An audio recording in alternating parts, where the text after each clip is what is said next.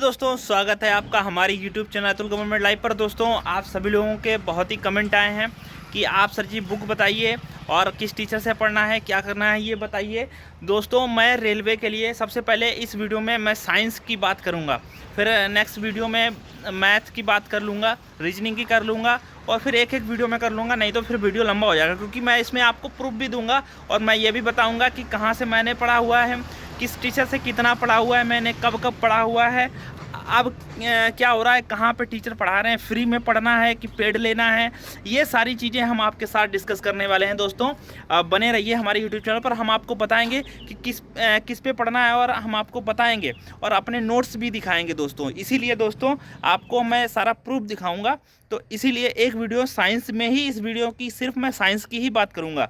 दोस्तों आइए बैठकर बात करते हैं और चीज़ों को समझते हैं कि कैसे साइंस को डील करना है। आइए बैठकर बात करते हैं। तो दोस्तों अगर बात की जाए साइंस की कि साइंस कैसे तैयार करें रेलवे के एग्जाम्स में, क्योंकि रेलवे के एग्जाम्स सारे भारत में लोग देते हैं, बहुत ही जो है बड़े लेवल पर ये एग्जाम्स होते हैं। पिछली बार वैकेंसी 1 लाख थी रेलवे ग्रुप डी की, हालांकि इस बार हम लोगों को इन्होंने हताश किया है।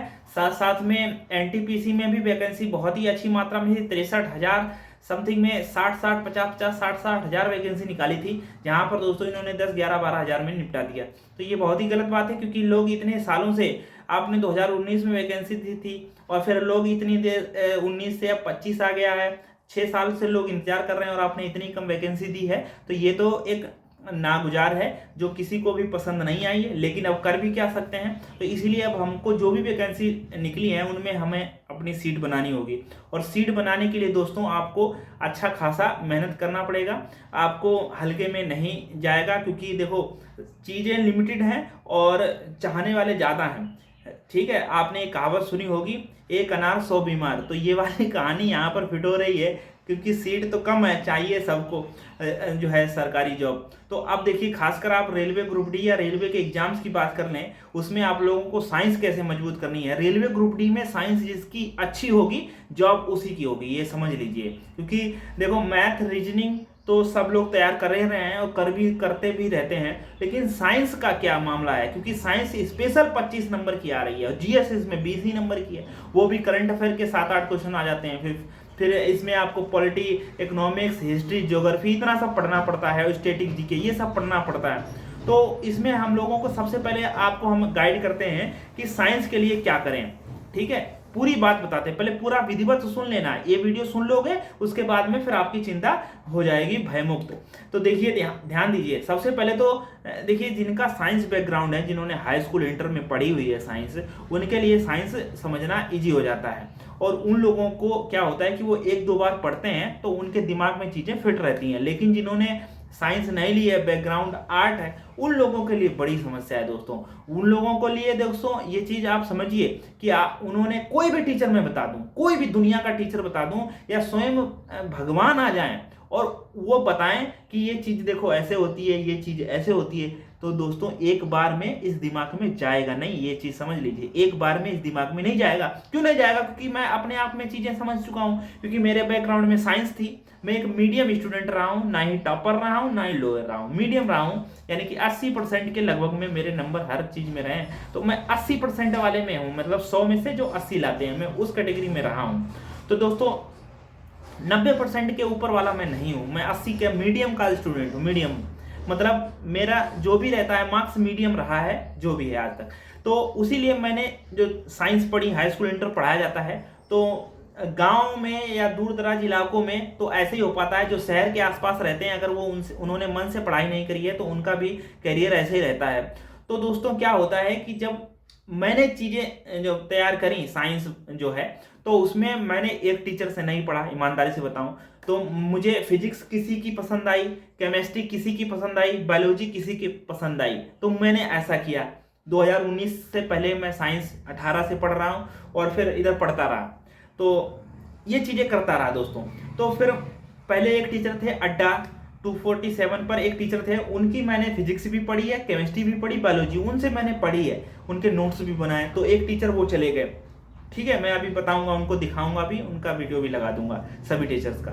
फिर फिर पहले सुन लीजिए चीज़ें को, पहले मैंने उनसे तीनों चीज़ें पढ़ ली, क्योंकि वो उस 2019 का ज़माना था, उसमें जो बोर्ड डिजिटल बोर्ड थे वो नहीं थे ज़्यादा लोगों के पास, बस एक दो लोगों के पास थे। तो वो जो टीचर थे वो बिल्कुल कोचिंग की तरह लिखते थे और लिख लिख कर दोस्तों वो पढ़ाई करते थे। तो मैं उसका नोट्स बना लिया करता था और नोट्स बना बना के चीज़ों को रिवाइज किया करता, याद भी कर दिया। याद रिवाइज करने का मुझे बहुत कम टाइम मिला है इस चीज़ का रहा, इसीलिए मुझे कई बार पढ़ना पड़ गया। अगर आप एक बार दो बार पढ़ते हो, रिवाइज कई बार कर लेते हो, तो चीज़ें आपके दिमाग में सेट हो जाएंगी। और फिर मैंने जो है कैरियर बिल को देखा।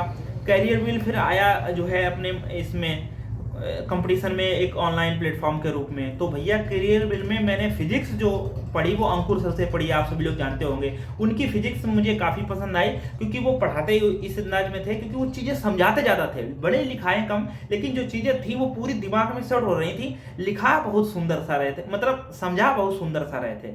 तो ये फिजिक्स पढ़ी।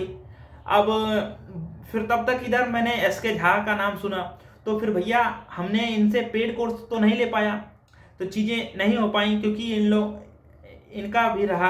तो इनका जो क्लासेस थी फिर वो फ्री में आज भी यूट्यूब में अवेलेबल है। मैं आपको बताऊंगा कैसे आपको सर्च करना है, मैं आपको सारी चीज़ें दिखाऊंगा। तो मैंने एसके झा से भी थोड़ा बहुत पढ़ा हुआ है, लेकिन इनकी जो बुक आई, फिर मैंने इनकी एक बुक ली एसके झा की, तो उसमें चीज़ें बहुत ही सुव्यवस्थित लगी हैं। और एसके झा की जो बुक है वो मैं आपको दिखा दूँ, अभी भी शायद मेरे पास हो, ये हाँ ये रखिए। तो एसके झा की जो ये बुक है, ये देखिए शुरुआत की ही बुक है ये, और इसको मैंने कितना पढ़ा हुआ है आप ये देखिए पूरा जो है इसको मैंने विधिवत पढ़ा हुआ है। ये पूरा हाईलाइट होगी, आप इस तरीके से देख पा रहे होंगे। अभी मैं इसको पूरा दिखाऊंगा भी रख कर, ये देखिए पूरा रख कर दिखाऊंगा, ये पूरा पढ़ा हुआ है। इसमें मैंने सारे चैप्टर देखो, जो ये बुक है एसके झा की बुक, इसी बुक की जो वीडियो हैं वो यूट्यूब पर फ्री में किसी ने अपलोड कर दिए हैं चुपके से, और केवल एसके झा ने फिजिक्स पढ़ाई है और केमिस्ट्री पढ़ाई है, बायोलॉजी किसी ने पढ़ाई है। तो बायोलॉजी का ये चक्कर चाहिए फिलहाल। मैंने कई टीचरों से पढ़ा हुआ है, ये मैंने आपको बताया, लेकिन अब आपको क्या करना है ये आप अब समझिए दोस्तों। सबसे पहले देखो जो बुक्स हैं वो कई मार्केट में अवेलेबल हैं। एसके झा ने काफ़ी अच्छा जो मेहनत किया हुआ है, और इनकी कई जो है संशोधन भी आ चुके हैं। तो ये फर्स्ट है, इसमें कई इन्होंने संशोधन किए हैं। तो आप ये बुक ले लीजिए एसके झा की, ठीक है।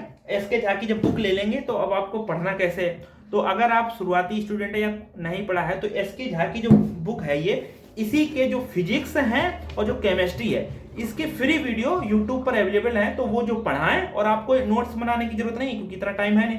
जो वो पढ़ाएं एक एक दिन में दो दो तीन तीन वीडियो देख के जो वो पढ़ाएं वो पढ़ते जाइए, और इसमें हाईलाइट करते जाइए और याद करते जाइए, ये तरीके से देखिए। तो ये तरीके से, ठीक है। और इसमें न्यूमेरिकल भी दिए हैं, ग्रुप डी में न्यूमेरिकल भी इंपॉर्टेंट होते हैं, तो वो भी आप कर सकते हैं इस तरीके से। तो इसमें आप हाईलाइट करते जाइए और पढ़ते जाइए दोस्तों, ठीक है। तो इस तरीके से आप पढ़ लीजिए। तो जब ये पढ़ लेंगे, और फिजिक्स केमिस्ट्री यहाँ से पढ़िए, और बायोलॉजी का मैं बताता हूँ। बायोलॉजी की नोट्स नहीं बनाने, इसमें बायोलॉजी भी दी है, हालांकि इसके जाने नहीं पढ़ाई है बायोलॉजी। देखिए एक सर आप जानते होंगे, नीरज सर, जो साइंस मैग्नेट यूट्यूब चैनल है, उनसे मैंने जब जॉब ली थी, उनसे मैंने जो पेड़ पौधों वाली विज्ञान है और जो वनस्पति विज्ञान है वो मैंने पढ़ा। उन्होंने काफ़ी अच्छे उस समय भी समझाया था।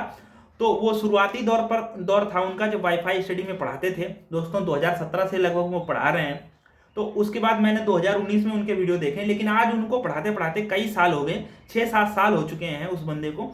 तो वो साइंस मैग्नेट पर आज फ्री में उन्होंने रेलवे ग्रुप डी की इस बार साइंस मैग्नेट में फ्री में वो क्लास चला रहे हैं। उन्होंने बायोलॉजी स्टार्ट करी है, उम्मीद है वो साइंस पूरी कराएंगे, बायोलॉजी भी कराएंगे, केमिस्ट्री और फिजिक्स भी कराएंगे। तो मैं उनका वीडियो लगाता हूं, आप वो थोड़ा वीडियो देखिए उनका। इधर देखो, जैसे देखो ये खुला तो ये बंद हो गया है ना, मतलब हार्ट का एक्चुअल डायग्राम ये है।